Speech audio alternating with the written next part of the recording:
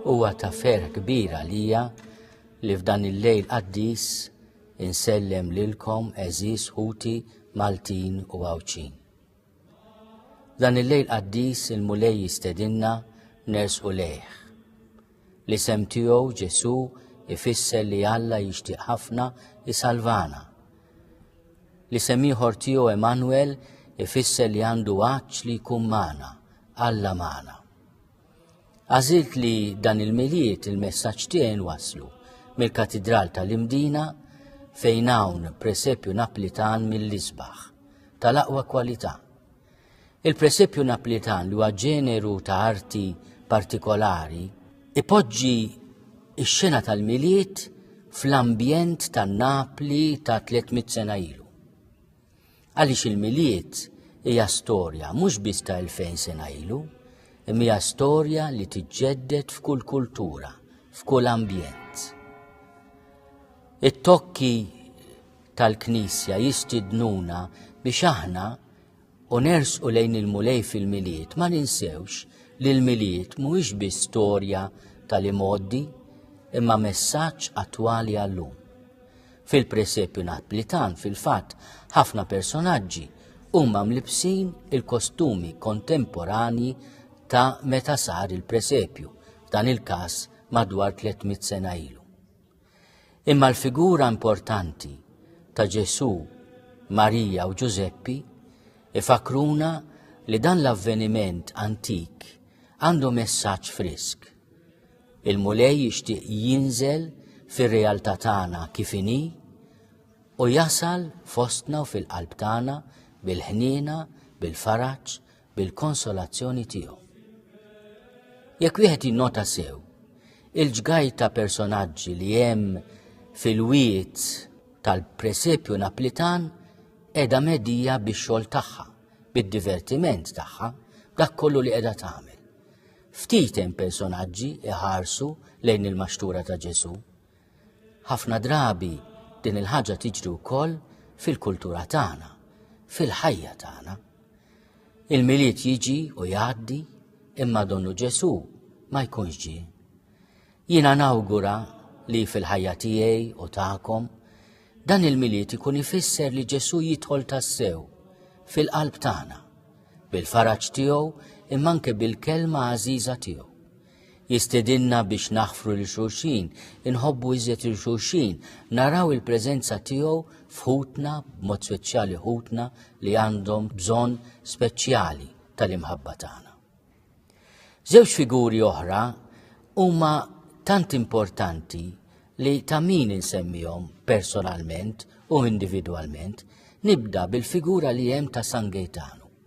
San Gaetano kien dak li f'Napli insista ħafna li jkun hemm il-presepji tifkira ta' twelid ta' Ġesu. Għax wara kollox il-milied, mingħajr il-presepju, mingħajr il-bambin, x'ikun? Ikun milied vojt. San Gaetano wkoll kien bniedem ta' qdusija konkreta. Meta wasal Napli u ra l-pjaga tal-użura, ħoloq il-Banko di Napoli li kien jgħin lin-nies joħorġu mill-pjaga tal-użura. Qabel mar Napli kien Venezja, fejn kien hemm mart jittieħed u ħafna żgħażagħ kienu mitluqa għal-mewt mingħajr ħadd ma jħossibhom u għamel starijiet tapposta delji inkurabili għax dan il-mart li kien jiġi trasmess mod sesswali ma kellux kura għalih. Donnu qegħdin nerġgħu ngħixu f'dawn iż-żminijiet, għandna bżonn qaddisin bħal San Gaetano li 500 sena ilu fl-1517 kellu esperjenza mistika fil-Bażilika ta' Santa Maria Maggiore u l-familja mqazza f'din l-esperjenza mistika stednitu biex hu jilqa' lil Ġesu bħala l-faraġġ il-konsolazzjoni tiegħu. U din hija xewqa li l-mulej jixtieq ukoll iwassal lilna f'dan il-milied. Monsignor Edgar Vella f'dan il-milied introduċa wkoll fil-presepju Naplitan li jislef fil-katedral kull sena il-figura ta' San George Preka.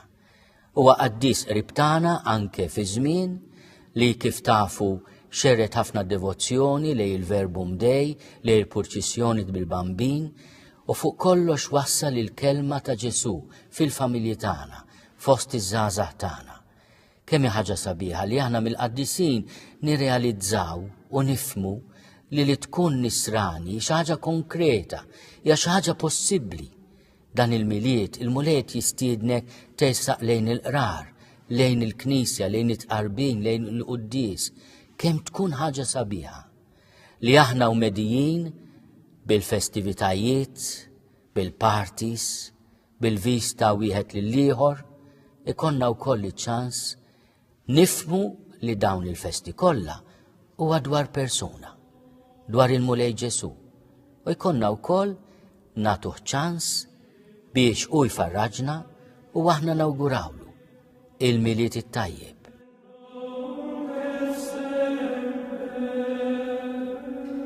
Nixtieq nagħti tislima partikolari l-ħutna Maltin u Għawċin li qegħdin jgħixu barra minn Malta, lill-emigranti tagħna, lill-familji tagħhom, għax issa wasalna f'ħafna familji anke għat-tielet u r-raba' ġenerazzjoni.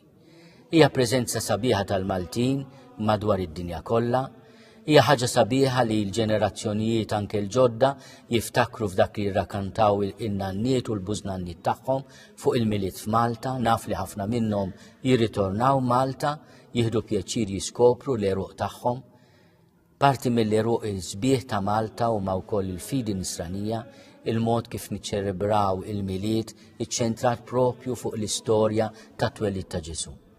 Jiena l-awgurju tiegħi li aħna nkunu propju il-koll ferħana bit-twelid ta' Ġesu bambin.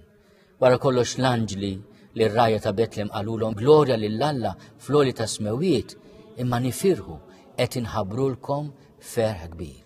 U dan hu l-awgurju tiegħi li l-milied ikun għalina esperjenza ta' ferħ kbir tas-sew.